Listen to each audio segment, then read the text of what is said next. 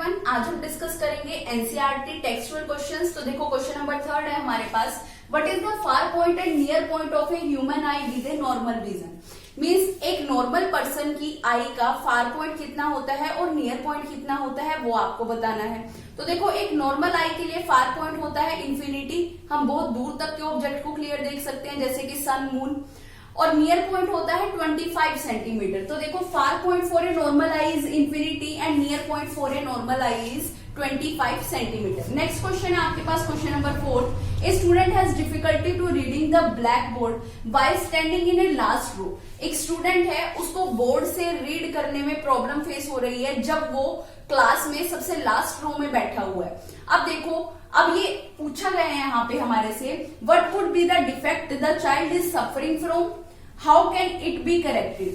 कि किस डिफेक्ट से वो स्टूडेंट जो है वो सफर कर रहा है और कैसे हम उसको ठीक कर सकते हैं। अब देखो ये ऐसा डिफेक्ट है जिसमें पास के ऑब्जेक्ट तो पर्सन को क्लियर दिखाई देते हैं लेकिन दूर के ऑब्जेक्ट देखने में किसी भी पर्सन को प्रॉब्लम होती है। ऐसे डिफेक्ट को हम बोलते हैं मायोपिया।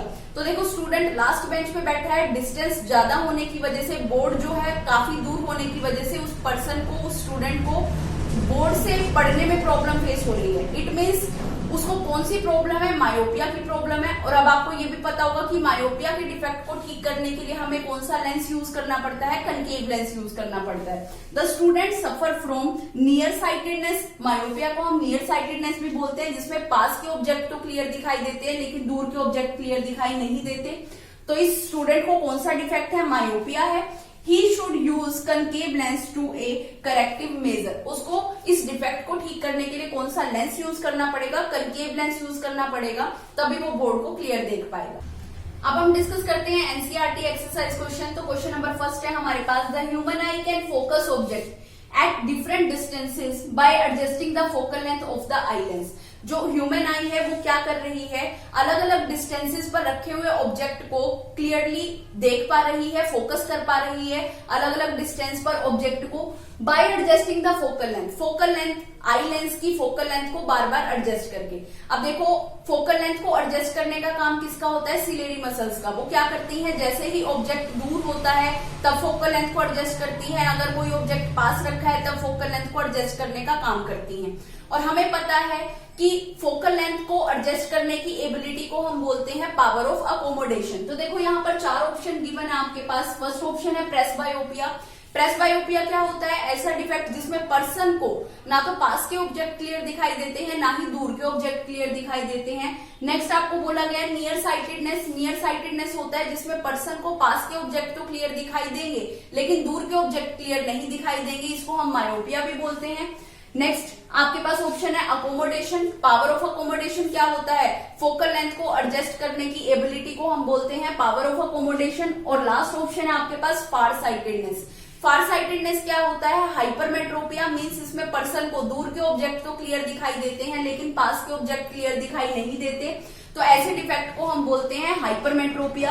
तो यहाँ पे फोकल लेंथ को एडजस्ट करने की बात हो रही है, इट मीन्स यहाँ पर पावर ऑफ अकोमोडेशन के बारे में बात हो रही है, तो इसका आंसर होगा option number B. Next question आपके पास question number 2। The human eye forms the image of an object at its. जो ह्यूमन आई में जितनी भी इमेजेस बनती हैं वो किस प्लेस पर बनती हैं, किस पार्ट पे बनती हैं आई के, वो आपको बताना है। तो फर्स्ट ऑप्शन आपके पास है कॉर्निया, सेकेंड ऑप्शन है आपके पास आइरिस, थर्ड ऑप्शन है प्यूपिल एंड फोर्थ ऑप्शन है आपके पास रेटिना।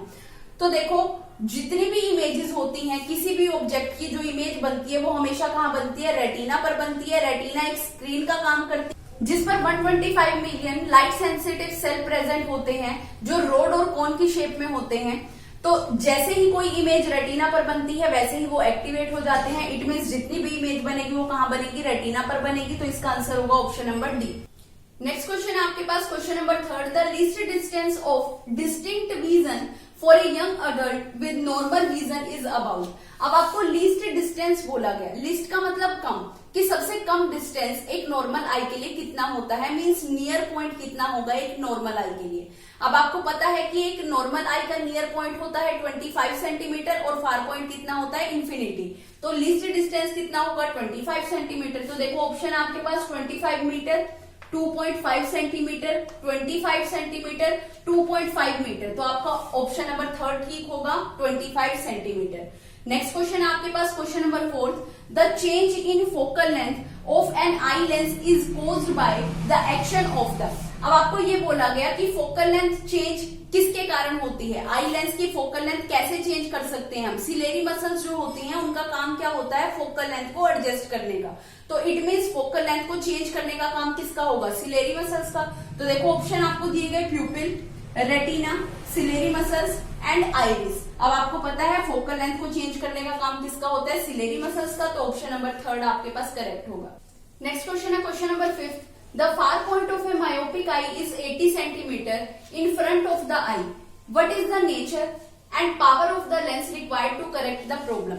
अब देखो मायोपिया क्या होता है, मायोपिया होता है ऐसा डिफेक्ट जिसमें पर्सन को पास के ऑब्जेक्ट तो क्लियर दिखाई देते हैं लेकिन दूर के ऑब्जेक्ट क्लियर दिखाई नहीं देते, ऐसे डिफेक्ट को हम बोलते हैं मायोपिया।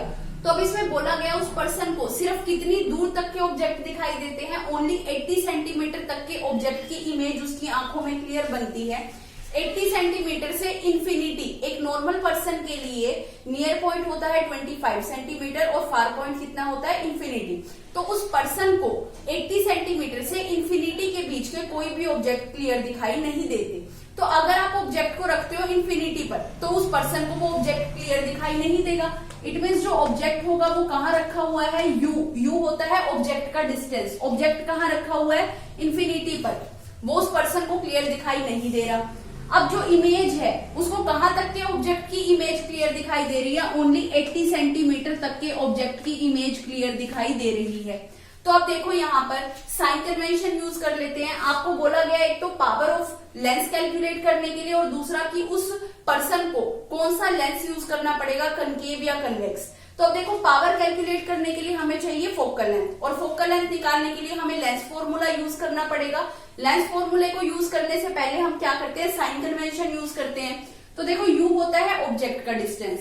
जो ऑब्जेक्ट होता है वो हमेशा लेंस के लेफ्ट साइड पे प्रेजेंट होता है और लेंस के लेफ्ट साइड के सारे डिस्टेंसेस नेगेटिव होते हैं, इसलिए यू की वैल्यू को आप क्या लेकर चलेंगे, नेगेटिव लेकर चलेंगे।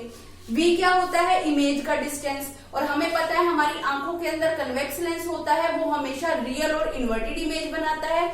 रियल और इन्वर्टेड इमेज के लिए हम नेगेटिव साइन यूज करके चलते हैं, तो V की वैल्यू भी क्या हो जाएगी, हमारे पास नेगेटिव हो जाएगी। अब हम कैलकुलेट करते हैं फोकल लेंथ। फोकल लेंथ क्या के लिए हम फॉर्मूला यूज करेंगे। सबसे पहले lens formula 1/f is equal to 1/v minus 1/u। Values को पुट करते हैं इस फॉर्मूले के अंदर। तो देखो 1/f is equal to v की वैल्यू आपके पास कितनी है, -80, माइनस साइन 1/u, u की वैल्यू आपके पास कितनी है, -इंफिनिटी। तो देखो 1/f कितना हो जाएगा, 1/-80, माइनस माइनस क्या हो गया प्लस, और 1/इंफिनिटी क्या होता है 0। तो इसको सोल्व करोगे तो 1/f की वैल्यू आपके पास कितनी आएगी, 1/-80। तो देखो यहां से आप f की वैल्यू कैलकुलेट करेंगे तो आपके पास कितनी आ गई, 80 सेंटीमीटर। अब आपको कैलकुलेट करनी है power of lens. Power of lens calculate करने के लिए फॉर्मूला होता है P is equal to 1/f, और f को किस में लेकर चलते हैं, हमेशा मीटर में। तो इसको हम यहीं पे मीटर में कन्वर्ट कर लेते हैं। इस 80 को डिवाइड करेंगे हम 100 से, तो हमारे पास ये वैल्यू क्या हो जाएगी, मीटर में कन्वर्ट हो जाएगी। तो मीटर में कन्वर्ट करेंगे वैल्यू हो जाएगी 0.80 मीटर। अब देखो अब हम पावर ऑफ लेंस कैलकुलेट करते हैं। पावर ऑफ लेंस कैलकुलेट करने का फॉर्मूला होता है P is equal to 1/f, और f को हमेशा किस में लेकर चलते हो आप, मीटर में लेकर चलते हो। तो देखो फॉर्मूले में वैल्यू को पुट करते हैं। f की वैल्यू हम मीटर में निकाल चुके हैं कितनी, -0.80 मीटर। तो देखो वैल्यू को पुट करेंगे, f की वैल्यू कितनी है, -0.80 मीटर। इसको सोल्व करोगे तो आपके पास पावर आ जाएगी -1.25 डायोप्टर। अब देखो यहाँ पर उस पर्सन को कितनी पावर का लेंस यूज करना पड़ेगा, -1.25 डायोप्टर का लेंस यूज करना पड़ेगा। अब देखो कौन सा लेंस यूज करना पड़ेगा, यहाँ पे जो नेगेटिव साइन है वो किसको रिप्रेजेंट कर रहा है। अगर पावर नेगेटिव आती है उसका मतलब लेंस कौन सा यूज करना पड़ेगा, कनकेव लेंस यूज करना पड़ेगा। पावर नेगेटिव होने का मतलब कनकेव, और पावर पॉजिटिव होने का मतलब कन्वेक्स लेंस। तो यहाँ पे नेगेटिव साइन किसको रिप्रेजेंट कर रहा है कि उस पर्सन को कौन सा लेंस यूज करना पड़ेगा, कनकेव लेंस।